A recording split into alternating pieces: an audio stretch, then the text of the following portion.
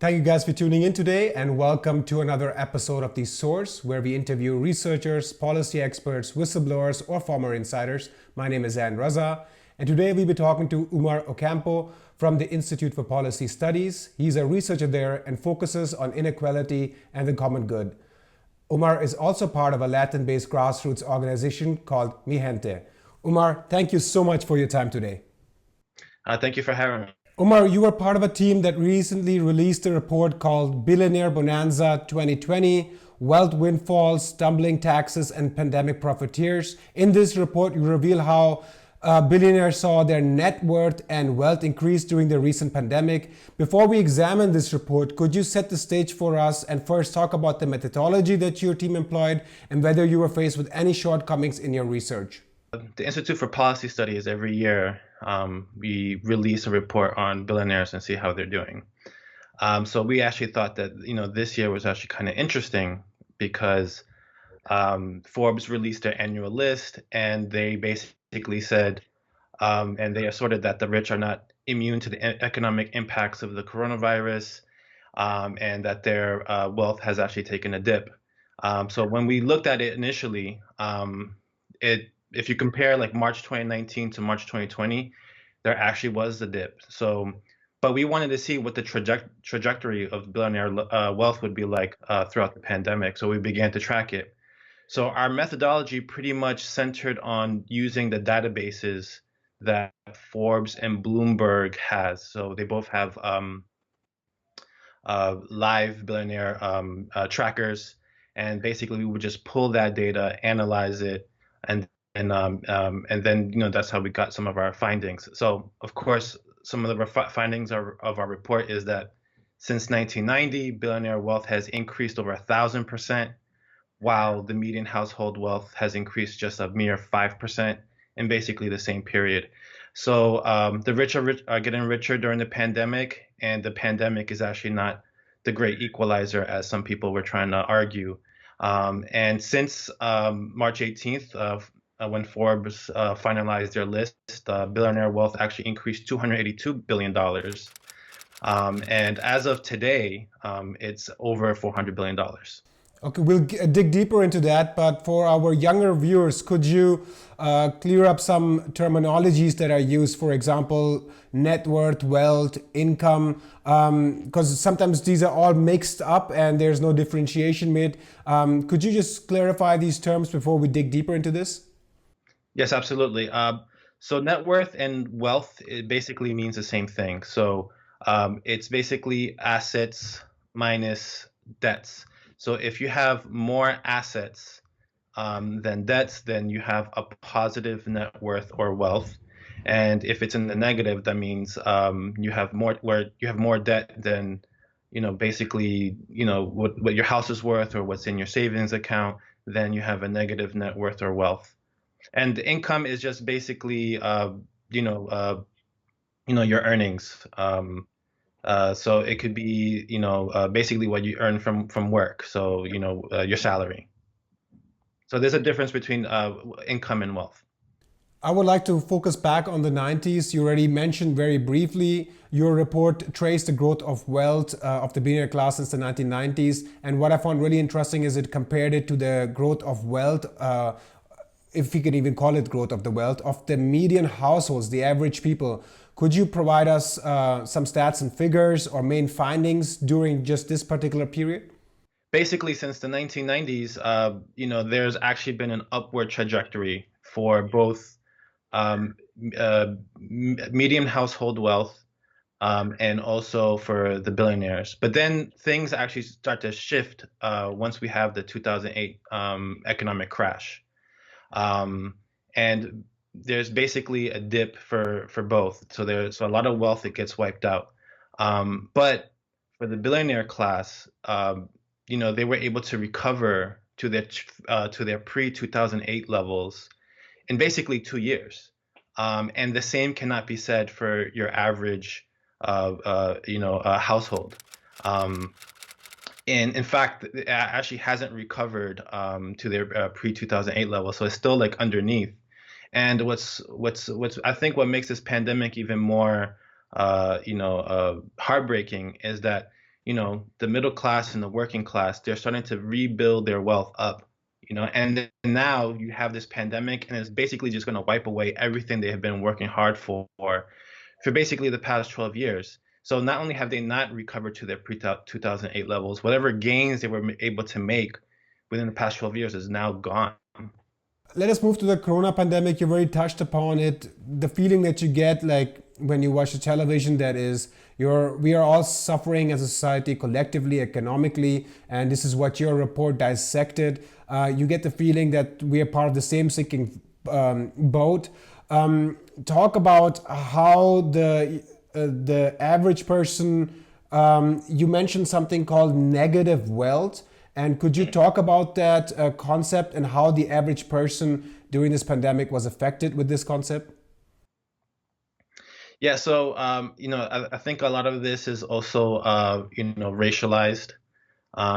So coming into even before the pandemic, the African American community and the Hispanic community were more likely to have negative wealth. So therefore, they have higher debt than basically than income or assets, and a lot of this can actually be traced to like student debt. There are people with over $100,000 in student debt, and this actually affects particularly the African American community and particularly Black women, and they have a hard time actually even repaying those debts.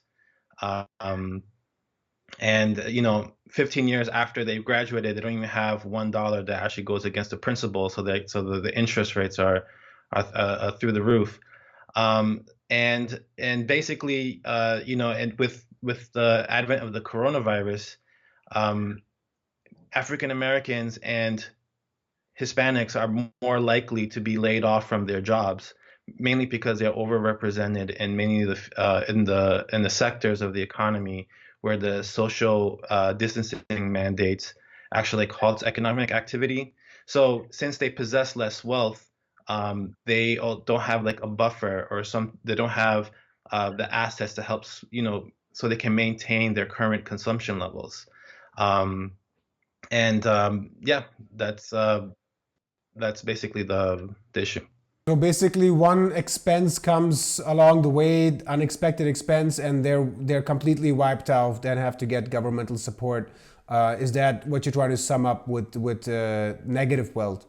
Well, I think for your average working person, even if they don't have negative wealth, even just a simple expense of like $400 in an emergency could basically throw them into negative wealth, because they're going to have this insane healthcare medical bill, for example. So they basically they don't have the resources to basically accumulate wealth like like the billion, like the upper class, like the top 10% of income earners.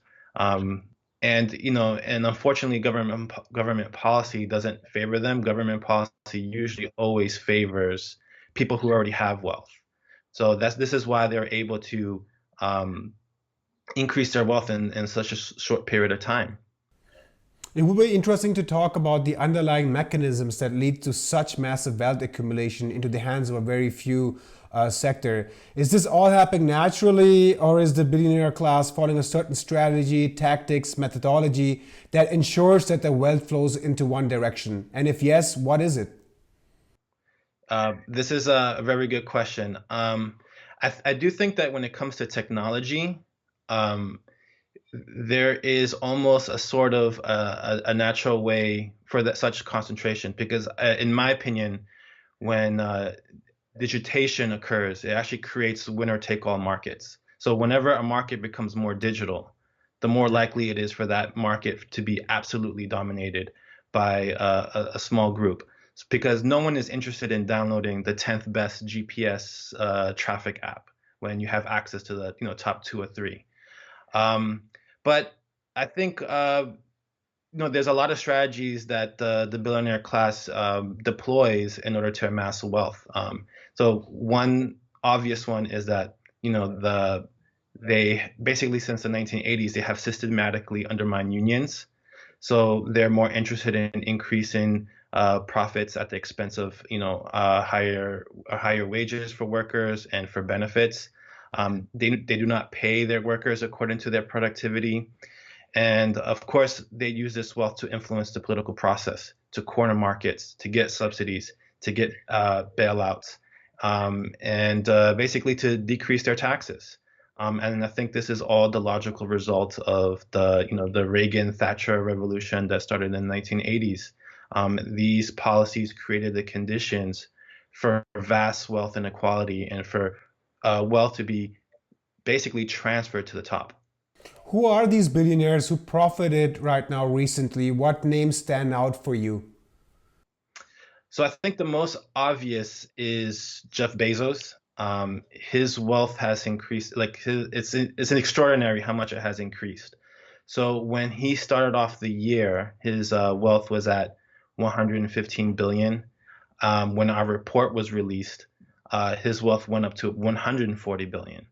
As of this morning, it is now 150 billion.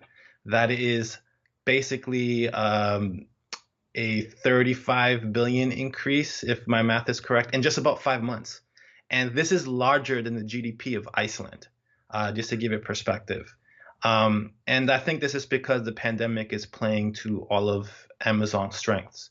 It has a massive wealth to begin with, so it had the resources to weather the initial hit while small businesses have closed up shop. There has been reports saying that 40% of small businesses in the United States will probably close for good within the next six months. So this gives Amazon the ability to increase its market share and to be the go-to online retail business. And again, this is all happening at the expense of worker safety. Amazon has refused to say how many of their employees are sick. They have fired workers who have raised concerns. And the last I checked, they also are reversing the hazard pay that they were entitled to. So they're reversing the hazard pay that the workers were entitled to. So Bezos is literally making billions of dollars while risking the lives of his workforce. The other profiteer that I think is worth mentioning is Eric Yuan. He was the founder and CEO of Zoom. So he became a billionaire last summer. But basically, since the pandemic started, his wealth has ballooned. He is roughly worth $4 billion by the end of the January 2020, and now he's over at $9 billion. So Zoom has proven itself to be like a very vital and necessary technology. And for me, like the question arises on whether or not Zoom should be converted into some type of public utility, because all this type of economic activity occurs on it, business meetings, education, etc. And I think, it's because of how vital it is and how essential, it should probably be brought into the realm of the commons. So I definitely think that's a question that should definitely be interrogated. Naturally, the argument that I hear when I talk to people who believe in the free market is that the billionaire class deserves this wealth as they created ingenious ideas that lead to productive and efficient businesses. This could, for example, apply to Zoom, and perhaps that people like Jeff Bezos would go on to argue that, hey, people should have been part of the digital revolution and get away from conventional systems. After all, the other part I hear is that they contribute generously to society with donations, with philanthropy. I believe Jeff Bezos provided $100 million to a nonprofit organization called Feeding America that provides food to 46 million people. Elon Musk is providing ventilators. What do you make of this argument? And isn't charitable giving a noble thing to do? I think if we decontextualize, our society, charitable giving it is an honorable thing to do, and it's a great thing. And I think especially in these times, we should definitely not reject any type of charitable giving. However, it's basically crumbs from the banquet. Charitable giving does not scale. It does not address structural problems. The only way you can actually really do this is through taxation. So once you're able to tax, you're able to have the state get the resources in order to improve education for everyone across the whole nation. Bill Gates, he's very involved in education, but he's only doing it in one city. And then it's also debatable whether or not the type of initiatives that he's trying, that he's advancing, is even helping the education of the people who, the educational attainment of students. So I also think that philanthropy is also a good way for rich people to launder their reputations. So they may be able to you know, profit off the opioid crisis, but then give, a very small percentage of their wealth in, opioid research. So like it's a very vicious cycle, and I think that, the way to properly address all of this is through taxation. So you think that taxation would be a more efficient way? Because I could already imagine the counter argument that the government is inefficient when it comes to distributing wealth. What guarantees do we have that the governments will go that the wealth that will be taxed will go into the productive sectors of our society instead of something like the military-industrial complex? At least private sector would argue, if I could borrow them, that we would allocate it into the areas that really need help instead of what the government does. How would you counter this argument? Well, I think that the first thing we got to ask ourselves is, when the rich people get their tax breaks, what do they actually do with their wealth? Do they actually use those funds into the productive economy, or do they invest it in financial instruments, which basically traps people into debt and then they extract rents out of them? And I would say that it has been the latter. So when you reduce taxes, that means that the government actually has less revenue, but that doesn't mean that their expenditures actually decrease. So where does the government go get their money? Sometimes they actually end up borrowing from the people they're actually supposed to be taxing. So this means that there's a wealth transfer, because how do you repay back that loan or that debt? It's through taxation, which comes from your working class and middle class Americans. So I don't actually think that they invest that money in productivity. And also, I also think that since the 1990s, there's also been a decoupling. So, for example, when we used to have productivity, we would have so there would be GDP growth, which was correlated with productivity growth and employment growth, and now that's not the case. And so now that just leads to greater concentration of wealth, which I think is terrible for democracy. So if we want to improve, taxation is just one instrument of many. So what benefits do people like Bill Gates or Jeff Bezos get when they donate to the nonprofit sector? Are there any immediate economic benefits that they derive, or do you think is a pure act of altruism? No, there's definitely an economic benefit from philanthropy. So one, they get the huge tax write-off. So therefore they're able to keep more of their wealth. And so, like I said, that this is why philanthropy is always crumbs from the banquet. So let us move on to the mainstream media. In Germany, a report of this kind would probably, if it ever came out on mainstream media, would cause so much anger and frustration, especially given the harsh economic difficulties the government is supposed to combat now with economic packages, which is also coming into being by taking on future debt instead of coming out from taxing, like tax havens or taxing the wealthy class. How has the mainstream media responded to the report that you released, and is it covering this issue with as much as vigor as you think it should? So I actually think that the mainstream media, at least the print media, which is different from the television networks, the print media has actually done a pretty good job, and they've been very receptive with this report. And I think they're also acknowledging that as there are tens of millions of people who are applying for unemployment benefits, and there's an increase of jobless claims, that the wealth of the billionaire class is actually increasing, and then the stock market is actually doing relatively really good. So I think that shows that there's a disconnect between, what is good for Wall Street is not necessarily good for the working class and the middle class.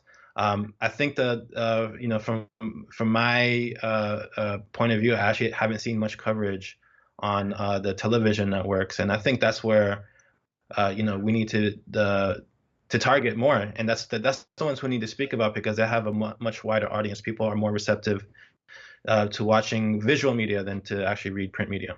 To my last question, I want to leave our viewers with solutions. What short-term and long-term recommendations do you have to curb this problem of inequality?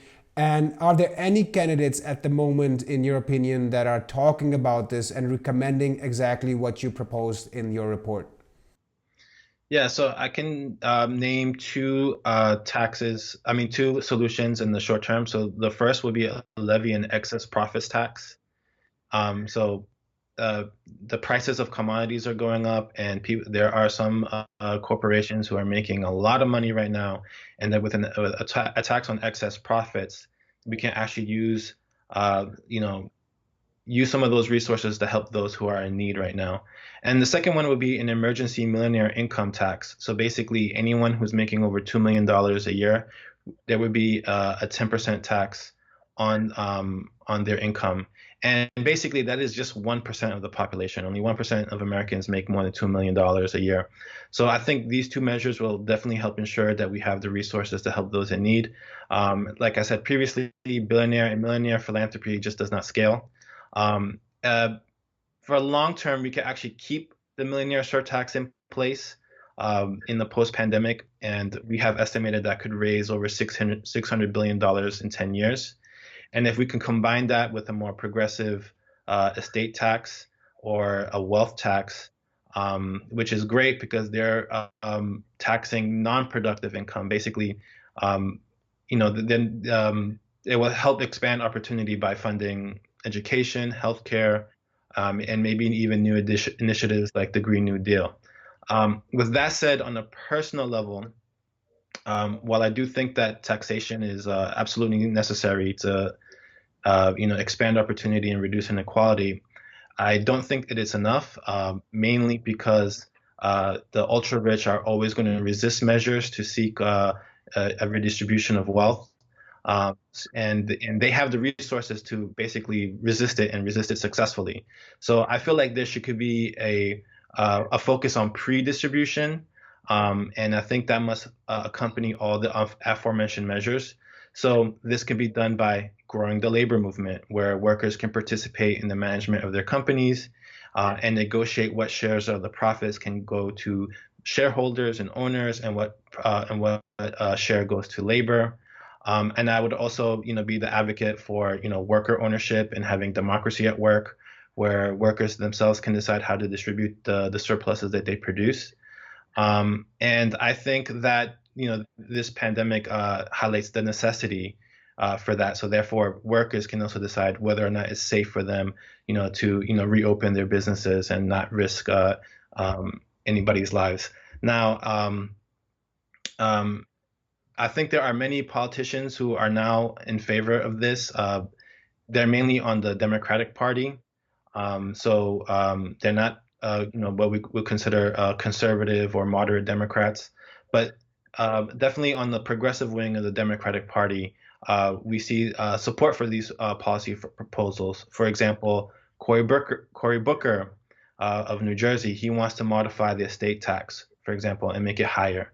Elizabeth Warren and Bernie Sanders, they made a lot of headlines this past presidential campaign because they were in favor of a wealth tax in order to help pay for the establishment of a universal healthcare system. Andrew Yang and even Tulsi Gabbard are now in support of, an emergency monthly payment of $2,000, which is basically a universal basic income. So I think this is just a recognition that we need to bail out people and not corporations, and that's how it should be. Omar Ocampo, a researcher at the Institute for Policy Studies, thank you so much for your time. No, thank you for having me. And thank you guys for tuning in today. Don't forget to subscribe to our YouTube channel by clicking on the bell below and to donate so we can continue to produce independent and nonprofit news and analysis. I'm your host, Zan Raza. See you guys next time.